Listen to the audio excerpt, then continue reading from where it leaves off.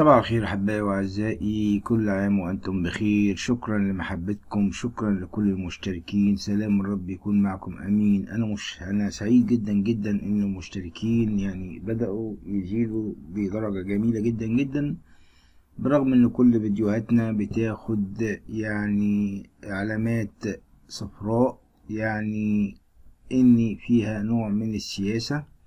انا مش شايف ان في اي نوع من السياسة، بس طبعا دي رغبة مشتركيني انهم يعرفوا كل ما هو جديد وكل ما هو موجود. النهاردة عندنا اخبار جميلة جدا جدا. بعد مرور 40 ساعة على سقوط الطفل ريان بياكل في البير، في عندنا كمان اخر اخبار الطفل ريان داخل البئر والوضع الصحي له حتى الان. خبر آخر برضو وهو خبر نفس الكلام، بعد خروجه من البئر مصدر طبي يكشف عن أعراض يعاني منها الطفل ريان، وكمان في مصدر أمني يكشف العناصر الهاربة المتسببة في وفاة ابننا مينا عبد السيد. اخبار كتيرة واخبار يعني بتهم المشتركين. هنبتدي بيقول لك بعد مرور 40 ساعة من سقوط الطفل ريان يأكل في البئر. تداول نشطاء مواقع التواصل الاجتماعي فيسبوك وتويتر مقطع فيديو لظهور الطفل المغربي ريان حتى حي يتنفس بعد سقوطه في بئر بعمق 60 متر، وفرحت فرق الإنقاذ بعد وصول الطعام للطفل ومشاهدته عبر الكاميرا. عبر الكاميرا وهو يأكل في يعني في عمق البئر. طبعا يعني حاجات رائعة، سعادة الناس لهذا الطفل. ويظهر الفيديو الأول المتداول للطفل المغربي ريان 5 سنوات بعد سقوطه في البئر العميقة الضيقة، وكان يتنفس محتضنا أحد الصخور في البئر. وكان الطفل بيتنفس لكن بدت عليه آثار جروح لسقوطه في البئر. أما الفيديو الثاني فظهر للطفل ريان من خلال كاميرا فرق الإنقاذ وهو يتناول الطعام الذي قدمته له فرق الإنقاذ من خلال الفتحة الضيقة، وفرحت فرق الإنقاذ عند رؤية الطفل ريان وهو يأكل بداخل البئر. ريان يتنفس داخل البئر. يذكر أن الطفل المغربي الصغير ريان 5 سنوات سقط في بئر عميقة بلغ عمقها 60 متر. وصفت عمق البئر بعمارة تبلغ 20 طابق، وجرت محاولات للإنقاذ من أحد شباب القرية الواقعة لابننا ريان وهو شمال المغرب ومن فرق الإنقاذ، لكن دون جدوى حتى الآن. وبدأت القصة في قرية هذه القرية شمال المغرب عندما سقط الطفل ريان 5 سنوات في بئر عميقة بلغت 60 متر، وفي غفلة من والديه سقط الطفل داخل الهوية الضيقة بالبئر. وتعالت أصوات القرية المغربية حوالي الساعة 6 من مساء الثلاثاء الماضي، أي حوالي 40 ساعة وهو في البئر، فقد سقط الطفل داخل البئر العميقة. واعتقد سكان القرية ومعهم والدي ريان أبوه وأمه أن الطفل لقي مصرعه، لكن القدر لعب دوره وكان الطفل حي يرزق، ذلك ما أكدته كاميرا أنزلتها قوات الإنقاذ بحبل إلى عمق البئر. يظهر الفيديو الملتقط أن الطفل بخير ويجلس بشكل سليم رغم ضيق الحفرة. محاولات لإنقاذ ريان، وحاول أحد شباب القرية إنقاذ ريان وبالفعل نزل إلى البئر ووصل للعمق 10 متر، لكنه لم يتمكن من الوصول لريان لضيق الحفرة، الأمر اللي دفع السلطات للحفر حول البئر لإخراج ريان من البئر. واستعانت السلطات المغربية بالجرافات الكبيرة لحفر المنطقة المحيطة بالبئر التي سقط فيها الطفل ريان، والتي أشعلت قصته مواقع التواصل الاجتماعي في المنطقة العربية على مدار اليومين الماضيين، وذلك في محاولة منها لإنقاذ حياة الطفل البالغ من العمر 5 سنوات فقط. وفشلت الجهود السابقة في انتشال الطفل نتيجة ضيق البئر التي يبلغ عمقها 60 متر، بينما تعمل الجرافات الكبيرة للحفر الأفقي بدلا من العمودي للحفاظ على حياة الطفل. خبر آخر، آخر خبر أو آخر أخبار الطفل ريان داخل هذا البئر الصحي له حتى الآن. وبيقول المقال بيقول إيه؟ بيقول المقال إنه نفي مصدر قريب من فرق إنقاذ الطفل الذي سقط في ثقب مائي بالقرب من منزله صفحة الأخبار اللي انتشرت حول تدهور الوضع الصحي للطفل ودخوله في غيبوبة. وفق ما ذكر موقع مغربي آخر أن الطفل ريان يقاوم، وقال المصدر أن الطفل ريان يقاوم ويقدم استجابات خارجية، لكنه يتعرض بين الحين والأخرى إلى فقدان وعي. وشدد المصدر على أن السلطات المحلية بالتنسيق مع المصالح المركزية تعمل جاهدة من أجل إنقاذ حياة الطفل ريان في أقرب وقت ممكن، وتتأهب سيارات إسعاف مجهزة بالأطقم الصحية والتجهيزات التقنية بالقرب من مكان الحادث للتدخل عند الوصول إلى مكان الطفل ريان. تنتظر والدة الطفل ريان التي سقط في ثقب الماء منذ أكثر من 50 ساعة خروج ابنها حيا من داخل البئر، وهي محاطة بنساء قريتها الجبلية اللواتي عايشين في حزن بدموعهم وشكواهم وسط مركز تمرود. وأكدت أم الطفل ريان التي سقط في ثقب الماء بالقرب من منزلهم بقرية إغران إن ابنها ما زال على قيد الحياة، موضحا أنها تنتظر خبر إخراجه في أقرب وقت. وعبرت الوالدة عن ما يدخل في قلبها من أحاسيس قائلة: أنا مصدومة لكن أمل في الله وبترجى من ربنا أن يخرج ولدي حي من هذه المحنة. وقالت والدة ريان: الذي قلبي بيخبرني أن ابني ما زال على قيد الحياة. وبتضيف في كلامها اللحظات الأولى من اختفاء ريان: لقد كان طوال صباح الثلاثاء يلعب في المنزل، وعند الساعة 1:30 خرج من البيت ولم يعد قبل أن نتأكد من أنه سقط في البئر.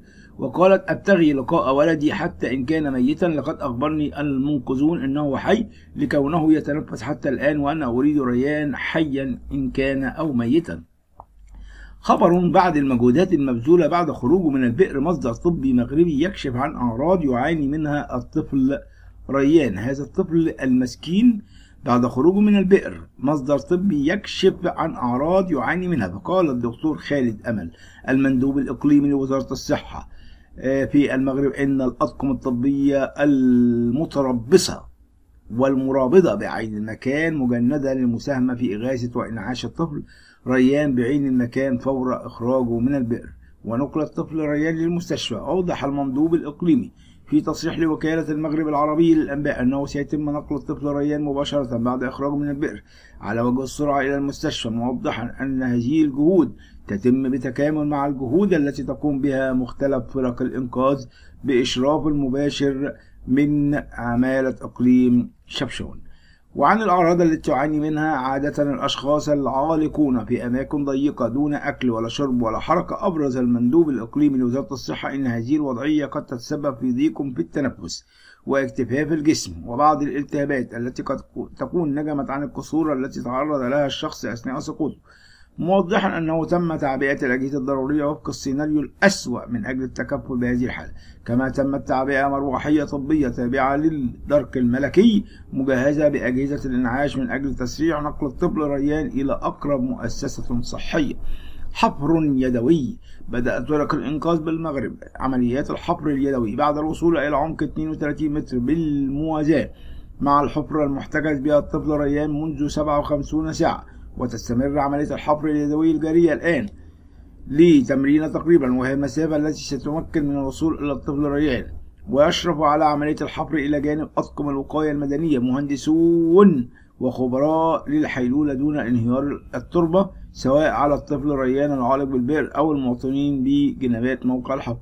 وبحسب مصادر مسؤولة فإن الطفل ريان تمكن من استجماع قواه وتناول بعض الطعام الذي أوصله إياه رجال الإنقاذ بالإضافة إلى شرب الماء. إنقاذ الطفل ريان. وقبل هذا الإجراء حرص عناصر الوقاية المدنية وفرق الإنقاذ على مد الطفل ريان بالأكسجين عبر أنبوب يصل إلى قاع الحفرة التي يختفي تقريبا الأكسجين من عمقها الذي يتجاوز 30 مترا.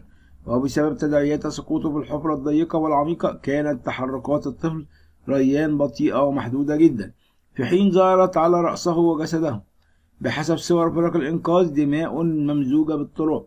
وفي الوقت الذي فشل المنقذون في إدخال شخص إلى الحفرة وإنقاذ الطفل بسبب ضيق قطرها، تنهمك آليات حفر وجرافات بالحفر بالموازاة مع الثقب المائي للوصول إلى الطفل ريان. حفظه الله من كل سوء.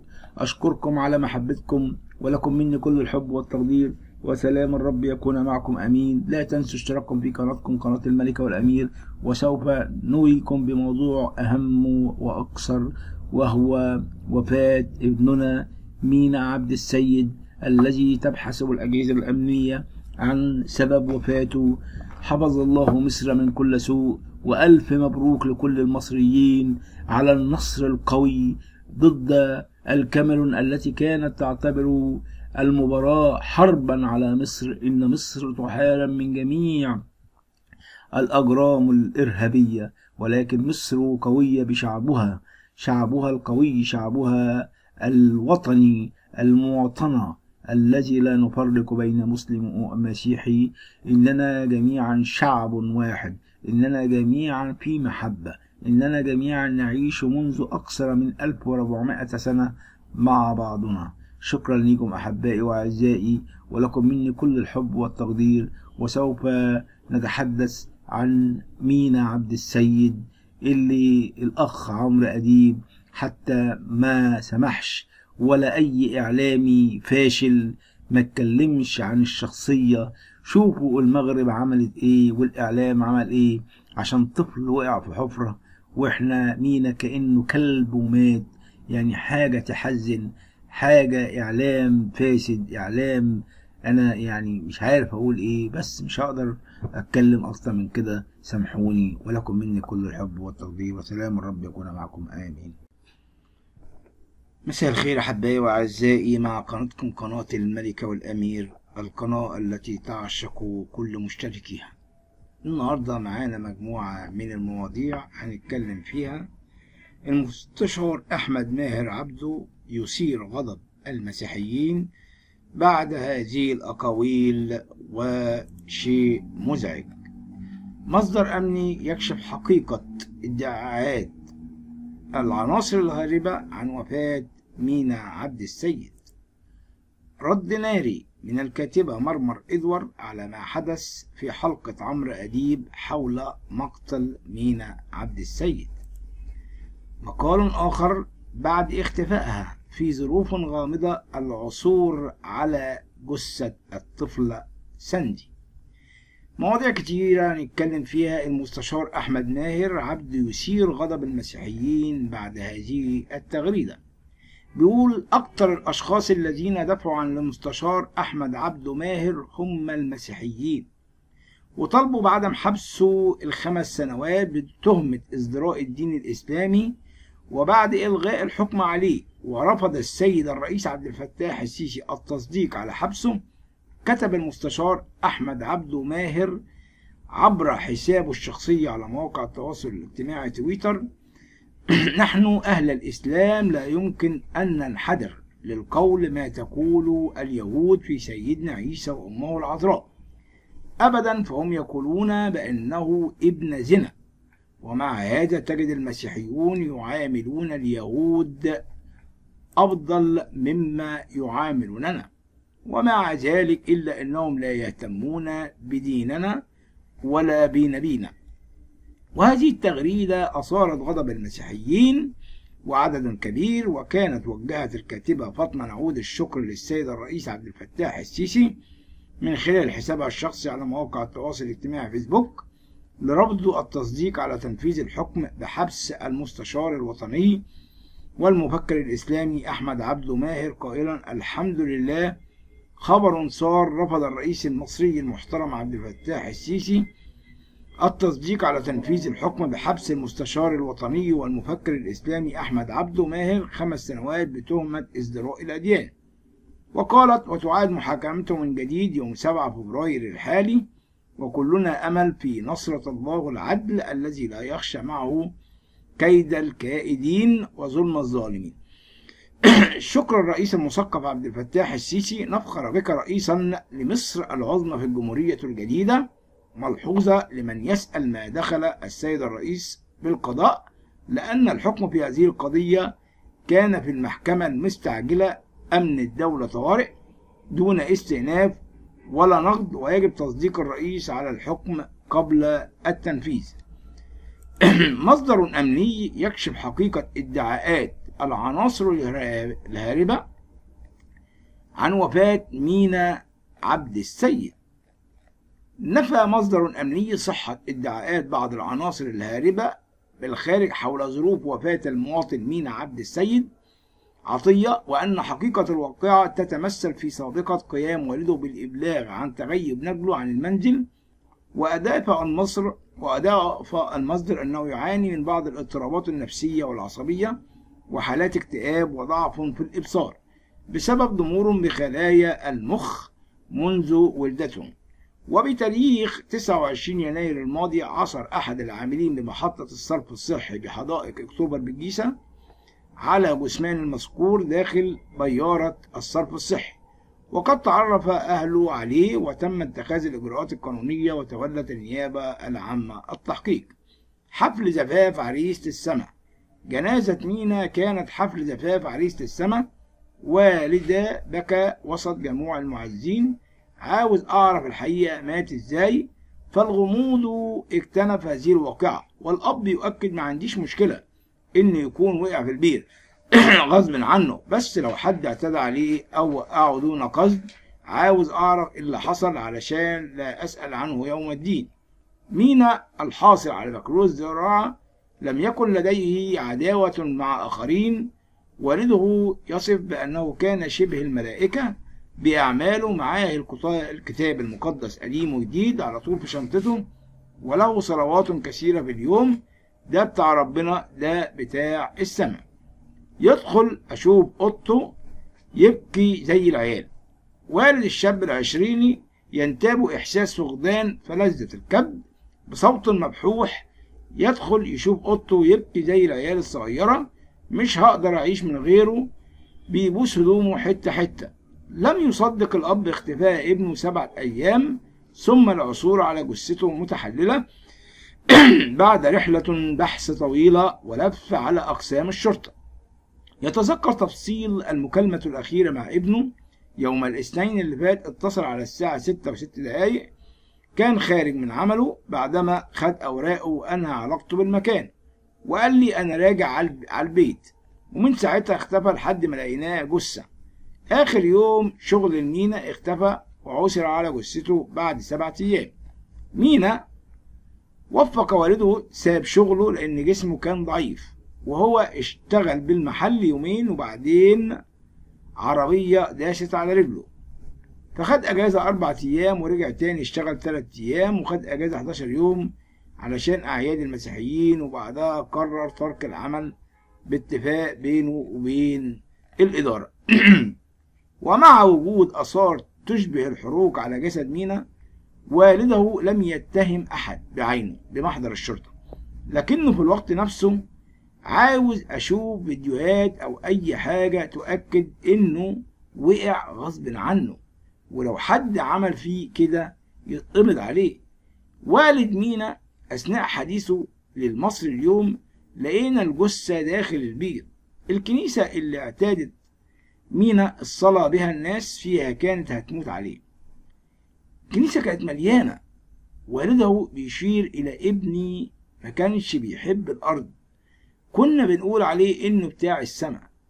لذا يعول على مصلحة الطب الشرعي لحسم جدل وجود شبهة جنائية من عدمه. إحنا مش عارفين وشه وجسمه كانوا محروقين كده تعذيب ولا المية حللت الجثة. الأب يطلعنا على فيديوهات كاميرات المراقبة بمكان الواقعة، يشير لقينا الجثة داخل البير عند محطة زويل، وشكله وقع في بيارة وجرفته المياه لحد المكان ده. من كتر اللطم مش قادر مش وشي. بعد العثور على الجثة اتصلت الشرطة على هاتف خال مينا يشرح والد الأخير. اتصلوا بينا من تليفون مينا، وعرفنا إنه لما وقع في المية خط الموبايل لم يتلف، وطلعوه وقالوا لينا في الأول علشان لا نتصدم: تعالوا لقينا مينا وافتكرنا إنه عايش، وبصلنا الاسم قالوا الباقي في حياتكم. والد مينا لم تمحو ذاكرته أبدا هذه اللحظة. لطمت على وشي وصرخت بشكل هستيري من كتر اللطم، مش قادر من وشي لحد دلوقتي. لم يتمالك الأب أعصابه بالكاد، وقلبه لم يهدأ للحيرة الذي انتابته. يا عالم ابني ملوش عداوة مع حد، كان عاوز يسلك سلوك الرهبنة، حاسس إنه مختلف عن الناس، ولو عيل صغير غلط فيه كان بيقول له الله يسامحك. الناس كلها بتحلف بيه. كان عندنا أمل إن مينا يرجع تاني. حقيقي أنا مش قادرة. نجوى كامل والدة مينا بتناشد الرئيس عبد الفتاح السيسي: يا سيادة الرئيس، كان عندنا أمل مينا يرجع في حضننا تاني، لكن رجع جثة محترقة عليها آثار تشبه التعذيب، واستلمت ابني والكدمات في عينه وحروق في جسمه. النيابة اتخذت قرار بتشريح الجثمان بمعرفة الطب الشرعي عشان تحدد أسباب الوفاة، وطلبت تحريات أجهزة الأمن لكشف ملابسات الواقعة. حقيقة الموضوع مثير وصعب جدا. رد ناري من الكاتبة مرمر إدوار على ما حدث في الحلقة عمرو أديب حول مقتل مينا. رد ناري. علقت الكاتبة مرمر إدوار على عدم ذكر قضية الشاب القبطي مينا عبد السيد اللي تم العثور عليه مقتولا في البير. أنا مش عارف أنت قلت ليه مقتول، هل أنت حددتي ولا ده كلام؟ في برنامجه الحكاية الذي يذاع على قناة MBC، وقالت من خلال حسابها الشخصي على موقع التواصل الاجتماعي فيسبوك: يؤسفني أن عمرو أديب تناول كل المواضيع اللي احنا عارفينها ولم يذكر الموضوع اللي واجع المصريين سواء مسيحيين أو مسلمين. وأضافت: وهو قتل مينا عبد السيد. يا عمر أو يا عمرو، حس شوية بوجع الأم والأب والناس المتعاطفة وشاركهم حزنهم. بتنزل معارض وإعلانات بدل ما تدين وتشجب الجناه. كنت بفتكر أول شيء بعد فرحة مصر إنك هتتكلم في الموضوع ده. عموما ربنا يعطي صبرا وسلاما لأهله، أمه وأبوه والأسرة كلها. ونحن نثق في كل الثقة في رجال الشرطة بسرعة القبض على الجناه ده إن كان مقتولا. وعدم ذكر قضية مينا في برنامج عمرو أديب أثار غضب المسيحيين بطريقة شديدة. وكانت طالبة الكاتبة مرمر إدوار من خلال صفحتها الشخصية بموقع التواصل الاجتماعي فيسبوك بسرعة القبض على الجناه الذين قاموا بقتل الملاك مينا عبد السيد بكل وحشية وأقصى عقوبة لهم. أنا مش معاكي، أنت ليه قررت إن هو اتقتل؟ بتقول مينا الشاب الجميل المؤدب في مقتبل العمر 19 سنة بيعمل عشان يساعد الأسرة في أحد المطاعم، يتعامل بوحشية هكذا، اتقتل واترمى في مصرف مائي أثناء عودته من عمله. بنطالب بسرعة القبض على الجناه وأقصى عقوبة لكي لا يحدث مع أي شخص آخر، ونثق في الأمن والشرطة المصرية.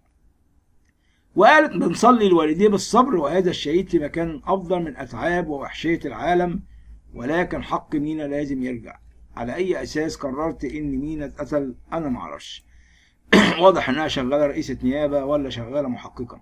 بعد اختفائها في ظروف غامضة العثور على جثة الطفلة ساندي. بعد اختفائها في ظروف غامضة العثور على هذه الجثة، عثرت أجهزة الأمن بالجيزة على جثة الطفلة ساندي إسماعيل مقتولة داخل شوال بمركز الصف في جنوب المحافظة فجر اليوم الخميس، وذلك بعد تغيبها عدة ساعات في ظروف غامضة. تلقى اللواء مدحت فارس مدير مباحث الجيزة اختار من المقدم محمد العشري رئيس مباحث مركز شرطة الصف بورود إشارة من إدارة شرطة النجدة بالعثور على جثة طفلة داخل شوال بالقرب من منزل بقرية الشرقة بنطاق المركز. اللواء عاصم أبو الخير نائب مدير مباحث الجيزة وجه بسرعة انتقال قوة أمنية إلى مكان البلاغ للوقوف على ملابسات الواقعة كاملة وسرعة ضبط مرتكبيها. انتقلت قوة أمنية برئاسة العميد أحمد خلف رئيس قطاع الجنوب والعقيد تامر صالح مفتش مباحث فرقة الشرق إلى محل البلاغ، وتم فرض كردوني أمني بمحيط البلاغ، وتبين أنها الطفلة ساندي ذات 5 سنوات والمبلغ بغيابها. معاينة العقيد تامر صالح والمقدم محمد العشري بيّنت عدم وجود إصابات زارية بجثة الطفلة أو آثار خنق بالرقبة، وتم نقلها إلى مشرحة زينهم تحت تصرف النيابة العامة والطب الشرعي لتحديد أسباب الوفاة. كلف اللواء علاء فتحي مدير المباحث الجنائية بالجيزة بتشكيل فريق بحث لكشف ملابسات الواقعة. تركزت خطته لفحص كاميرات المراقبة المركبة بمحيط الواقعة ومنزل أسرتها لتحديد خط سيرها وآخر مشاهدة قبل اختفائها. إضافة إلى فحص علاقات والديها لمعرفة وجود عداوات من عدمه. هذا الخبر من جريدة الفجر. شكرا لكم أحبائي وأعزائي، ولكم مني كل الحب والتقدير، وسلام الرب يكون معكم أمين. يا رب احفظنا واحفظ هذه البلد من كل المصادمات وكل الإهانات. شكرا لكم، ولا تنسوا اشتراككم في قناة الملكة والأمير. مساء الخير أحبائي وأعزائي، كل عام وأنتم بخير. عاجل جدا إعلان سبب وفاة مينا عبد السيد، يعاني اضطرابات نفسية. ماذا قالت؟ نفى مصدر أمني صحة ادعاءات بعض العناصر الإثارية الهاربة بالخارج حول ظروف وفاة المواطن مينا عبد السيد عطية، مؤكدا أن حقيقة الواقعة تتمثل في سابقة قيام والده بالإبلاغ عن تغيبه عن المنزل. وأضاف أنه يعاني من بعض الاضطرابات النفسية والعصبية وحالات اكتئاب وضعف في الأبصار بسبب ضمور بخلايا المخ منذ ولادتهم. وتابع المصدر بتاريخ 29 يناير الماضي عثر أحد العاملين بمحطة الصرف الصحي بحدائق أكتوبر بالجيزة على جثمان المذكورة داخل بيارة الصرف الصحي، وتعرف أهله عليه وتم اتخاذ الإجراءات القانونية، وتولت النيابة العامة التحقيق. هذا ما هو سمعناه وما نقلناه من جريدة الحق والضلال. وهل هذا إن كان هو الحق أم الضلال؟ الله هو الذي يعرف الحقيقة. ومع كل احترامي، علق الأنبا موسى على وفاة ونياحة الابن البار مينا عبد السيد بأنه في وسط القديسين العظماء. أحبائي وأعزائي، ونظرا لمشاعر أهل هذا الشخص البار أيا كان، إنه شاب مات في رعيان شبابه، فليس علينا أن نتكلم عليه بأي سوء، ولكن ننقل لكم كل ما هو يقال، إننا لا نأتي بشيء. وبالنسبة لماركو جرجس الذي أرسل لنا بأنه هو موجود، ولكن نحن لا نثير الإشاعات، ولكن نأتي بمقالات مكتوبة في جريدات منشورة على المواقع، إن كانت مواقع حقيقية أو مواقع وهمية. أنا لا أؤتي بشيء من أفكاري، ولا أؤتي بأشياء من عقلي، بل كلها مقالات مكتوبة وهي موجودة على السوشيال ميديا وعلى المواقع. وإن كانت هناك حق أو أخبار غير حقيقية فأنا أتأسف على كل ما يحدث، ولكن كما قلت إن هذه الأخبار وهي منقولة على السوشيال ميديا سواء أو مواقع. شكرا لكم أحبائي وأعزائي، وأتمنى الخير لكم دائما بكل سلام وبكل الحب. واليوم نشرت لكم من داخل الموقع حتى تتأكدوا أني لا أأتي من دماغي ولا من عقلي. شكرا لكم أحبائي وأعزائي، ولكم مني الحب والتقدير، وسلام الرب يكون معكم. آمين.